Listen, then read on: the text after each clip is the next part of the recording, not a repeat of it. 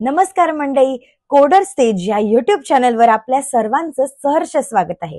तर मागच्या व्हिडिओमध्ये सांगितल्याप्रमाणे आपण अगदी बेसिक म्हणजेच प्रोग्रामिंग इन सी पासून आपण या आपल्या कोडिंग जर्नीला सुरुवात करणार आहोत.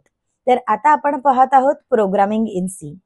आता मुळातच प्रोग्रामिंग इन सी लँग्वेज याबद्दल इंट्रोडक्शन आपण जाणून घेऊयात. सो हे आहे introduction. Programming in C is the general purpose programming language आणि ही क्रिएट केली आहे डेनिस रिची यांनी 1972 मध्ये बेल लॅबोरेटरीज मध्ये. आता ज्याप्रमाणे आपण मागच्या व्हिडिओमध्ये सांगितलं की जेव्हा तुम्हाला सी प्रोग्रामिंग लँग्वेज येईल तेव्हा तुम्हाला जावा, पायथन, C++, C# असे सगळे प्रोग्रामिंग लँग्वेज तुम्हाला येतील, कारण सिंटॅक्स ऑलमोस्ट सिमिलर असतात. तेच इथे लिहिलेलं आहे.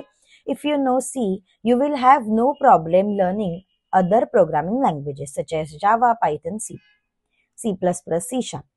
C is versatile. तुम्ही हे कुठेही यूज करू शकतात. जेव्हा तुम्हाला ऍप्लिकेशन बनवायचं आहे, टेक्नॉलॉजीज बनवायच्या त्यावेळेला तुम्ही सी लँग्वेज ही यूज करू शकता असं त्यांनी सांगितलंय. आता आपण एक बेसिक प्रोग्राम बघूयात सी लँग्वेज मध्ये. आता हा सी चा एक बेसिक प्रोग्राम आहे. इथे आपल्याला प्रोग्राम लिहिलेला दिसत आहे. या प्रोग्राम मध्ये काय लिहिलेलं आहे त्याचं एक्सप्लेनेशन इथे तुम्हाला सांगितलेलं आहे. आता हा जो प्रोग्राम आहे हा बेसिक अगदी प्रोग्राम आहे सी प्रोग्रामिंग लँग्वेजचा. जसं आपण बघितलं होतं की अ आ इ ई आलं पाहिजे, तर ह्या एका बेसिक प्रोग्रामने तुम्ही कितीही मोठा प्रोग्राम जरी लिहायचा असेल तरी तुम्ही लिहू शकता. आता त्याच्यामध्येच हे इन्क्लूड stdio.h. आता इथे दिलेलं आहे इन्क्लूड stdio.h. ह्याने प्रोग्रामची सुरुवात होते. ही काय आहे तर ही हेडर फाईल आहे. stdio st म्हणजे std ह्याचं आहे स्टँडर्ड आणि io म्हणजे इनपुट आउटपुट लायब्ररी.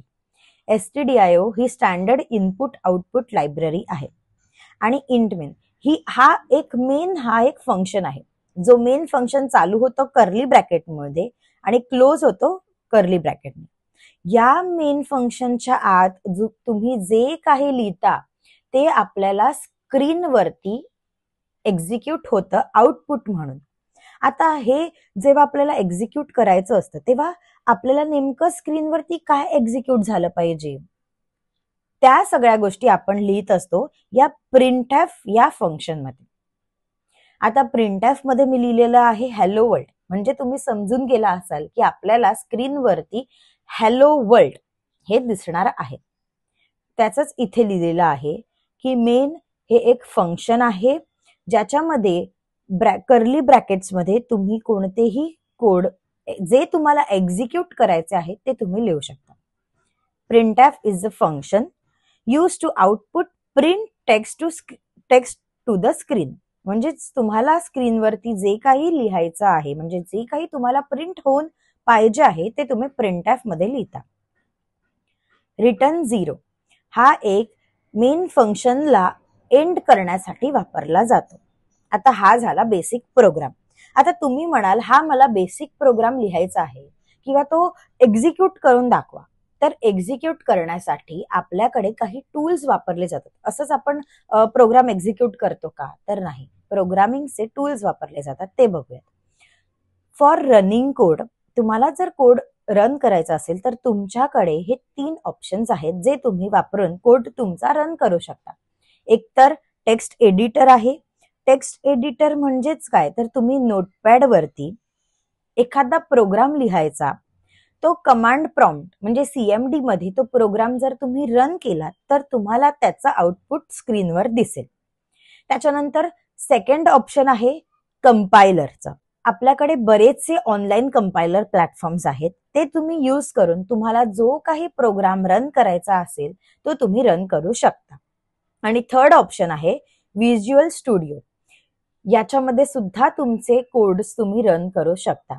आता पहिला ऑप्शन जो आहे टेक्स्ट एडिटर नोटपॅड मध्ये, तर नोटपॅड मध्ये आपल्याला काही इन्फॉर्मेशन लिहायची असते तर ती आपण लिहितो. तसंच आपल्याला नोटपॅड मध्ये कोड लिहायचा आहे, मग तो कोड आपल्याला कमांड प्रॉम्प्ट म्हणजे CMD मध्ये एक्झिक्यूट करायचा असणार.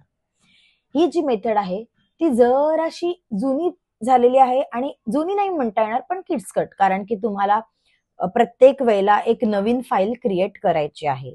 त्याच्यामध्ये मग तुम्ही नोटपॅडवर जाऊन प्रोग्राम लिहिणार, तो प्रोग्राम सेव्ह करणार, मग तुम्ही CMD मध्ये जाणार, मग त्याच्यासाठी तुम्ही कमांड्स टाकून मग तो प्रोग्राम तुम्ही रन करणार. तर एवढ्या सगळ्या झंझटी न करण्यापेक्षा तुम्ही एकतर VS कोड मध्ये हा प्रोग्राम लिहू शकता किंवा ऑनलाईन कंपायलर. तर आत्ताच्या आपण व्हिडिओमध्ये बघणार आहोत ऑनलाईन कंपायलरने तुम्ही हा कोड कसा रन करू शकता ते. तर याच्यासाठी आपल्याला ब्राउझरवर जायचं आहे. तर मी इथे ब्राउझर ओपन करते, कोणताही ब्राउझर तुम्ही वापरू शकता. मी बेसिकली क्रोम यूज करते आहे. सो तुम्ही क्रोमवर गेलात, तुम्ही क्रोमवरती एक टॅब ओपन करायचा आहे, तिथे लिहायचं आहे C compiler, C online compiler. आता हा ऑनलाईन प्लॅटफॉर्म आहे, याची लिंक सुद्धा मी डिस्क्रिप्शन बॉक्समध्ये या व्हिडिओच्या देईनच. सो हा पहिला ऑप्शन आहे, तो तुम्ही ओपन करायचा आहे.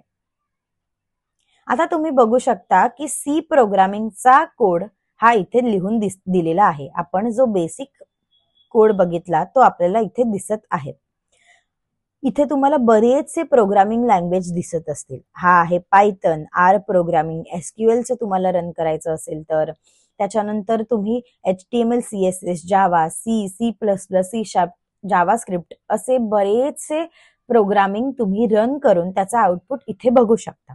आपल्याला सी प्रोग्राम रन करायचा आहे. सो आता आपण सी बघूयात. मुळातच जर प्रोग्राम सेव्ह करायचा असेल तर त्याचं एक्सटेन्शन आहे सी प्रोग्रामिंग. आपण .c या एक्सटेन्शनने सेव्ह करतो. त्यांनी इथे ऑलरेडी दिलेलं आहे. मेन हे तुमच्या फाईलचं नाव आहे आणि .c हे एक्सटेन्शन आहे. आता याच्यामध्ये त्यांनी कोड लिहिलेला आहे.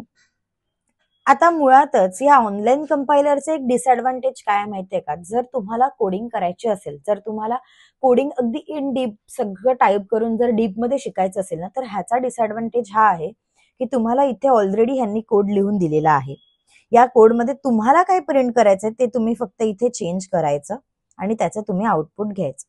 आता इथे मी एक हॅलो वर्ल्ड हा प्रोग्राम लिहून बघायचा आपल्याला. सो मी इथे हॅलो वर्ल्ड लिहिते.